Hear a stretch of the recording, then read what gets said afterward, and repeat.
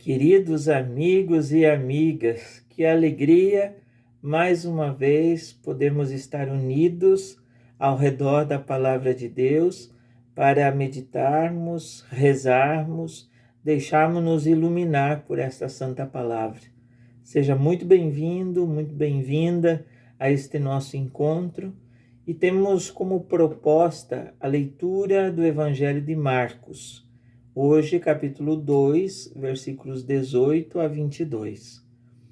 É bom a gente sempre lembrar que quando Marcos recolhe os ditos sobre Jesus, as tradições que eram passadas de boca em boca, ele tinha um objetivo bem claro: dizer, apresentar, responder a uma pergunta: quem é Jesus?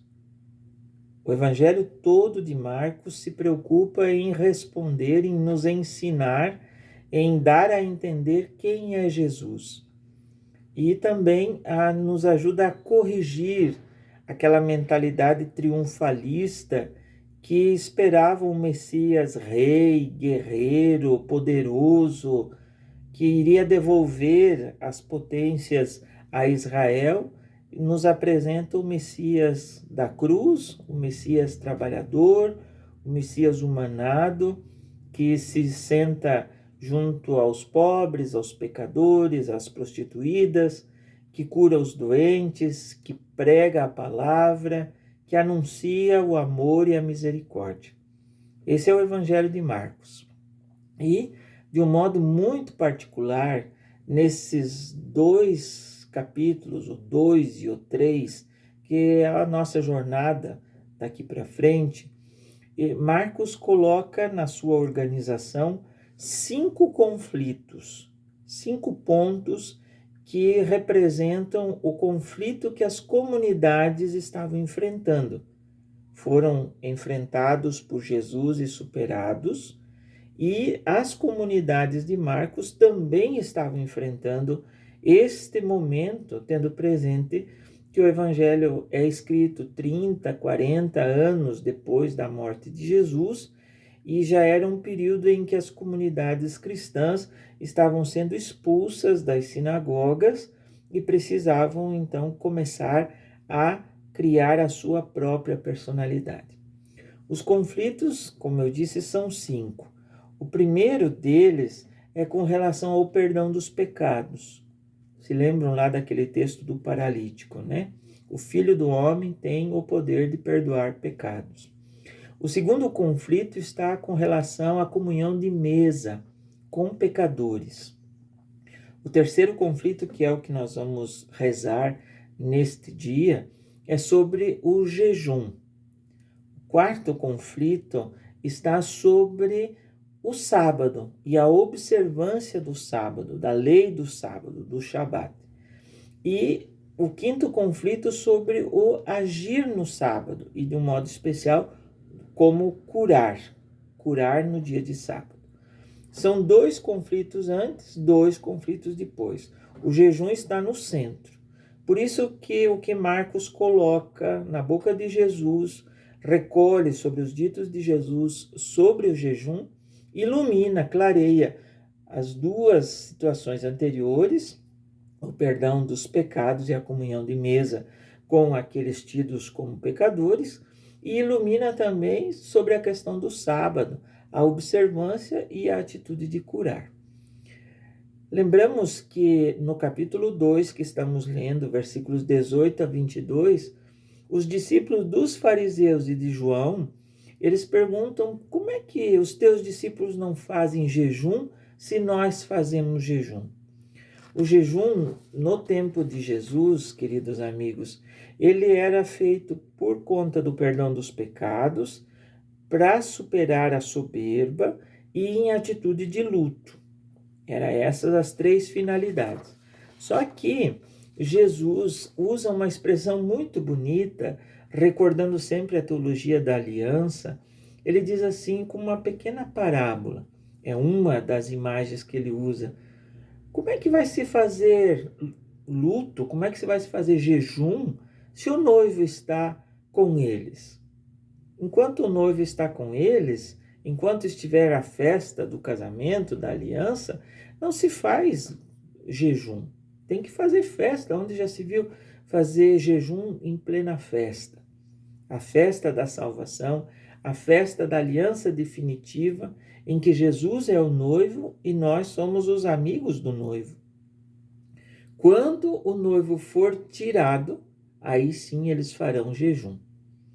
Este noivo tirado já é a comunidade enfocando ou focando para aquela realidade da paixão redentora de Cristo na cruz. Então, Jesus vai usar essas expressões para mostrar que o jejum não é mais uma obrigação, mas é uma opção.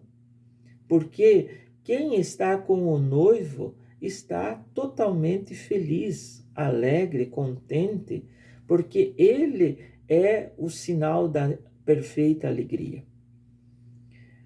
Tendo presente isso, tendo presente esse texto, Jesus continua com umas frases um pouco deslocadas, mas muito interessantes, dizendo que não se coloca retalho novo em roupa velha e nem se coloca vinho novo em odre, em garrafão, em garrafa, em vasilha velha.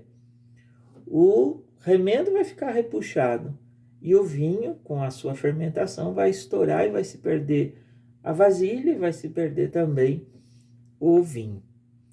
Essa expressão, essa comparação, queridos amigos, eu até anotei aqui para mim na minha folhinha, essas 3 comparações do noivo, do remendo e do vinho, eles mostram de um modo muito especial a alegria. O noivo recorda casamento, alegria. O remendo, como tal, ele mostra que Jesus não pode ser encaixado naquelas realidades antigas, não é para descartar as antigas, mas o que é antigo agora se faz novo. Para lembrar lá o livro do Apocalipse, eis que faço nova todas as coisas. Jesus é a novidade, ele é o sempre novo. E o vinho como causa de alegria, o vinho como símbolo da alegria perfeita. Então, essa festa de casamento que o texto está dizendo, ela exige uma roupa nova e não remendada. Não adianta só um pedacinho novo. Ou seja, a gente querer adequar as nossas convicções à fé católica ou a fé católica às nossas convicções e eu vou viver só naquilo que me convém. Não. Isso é aquilo que me convém, é o remendo que nós estamos querendo colocar novo numa roupa velha. Nós não podemos. Essas imagens do noivo que quer aliança, do remendo que não pode ser colocado num pano velho e do vinho como símbolo da alegria, da vida, da força, são todos símbolos de conversão, de mudança de vida. O noivo, quando casa, não é mais noivo, já é casado. O remendo colocado numa roupa nova não combina, não pode ser. O remendo ele precisa estar de acordo com o pano. Não dá para colocar um tipo de tecido num outro tipo de tecido. Tem que ser do mesmo, senão não dá certo. Fica repuxado, fica mais feio ainda. E o vinho também é símbolo de transformação, porque a uva esmagada, fermentada, todo o processo que nos convida à conversão. Por isso, meus amigos, esse novo, esse estado novo, esse estilo novo, esse jeito novo de viver é o jeito de Jesus. É o jeito dele, em que, sim, coloca-nos a possibilidade de jejuar, que quando é feito como não comer, nos ajuda a manter um controle de nós mesmos, mas também nos abre para a solidariedade, a partilha, a caridade, a fraternidade, porque não adianta não comer e deixar guardado lá na prateleira ou na geladeira e comer à noite ou no outro dia. Isso não é jejum. O jejum só produz fruto, diz São Pedro Crisólogo, se ele for regado pela misericórdia. Se não tiver misericórdia, no sentido de cuidar dos doentes, de saciar a fome, de saciar a sede, de visitar, de dar um bom conselho, de rezar, se não for nesse caminho, jejum nenhum faz efeito. Ele pode até ser como uma prática de saúde, mas não como uma prática de espiritualidade. Por isso, que tal se nós começássemos, estamos na metade do primeiro mês, temos 11 meses e meio desse novo ano para ser feito. Que tal se nós fizéssemos jejum de verdade, mas não naquele sentido de tristeza, com a cara desfigurada? Vamos fazer o jejum como um gesto de partilha, de caridade, de solidariedade, de fraternidade, como um gesto de conversão.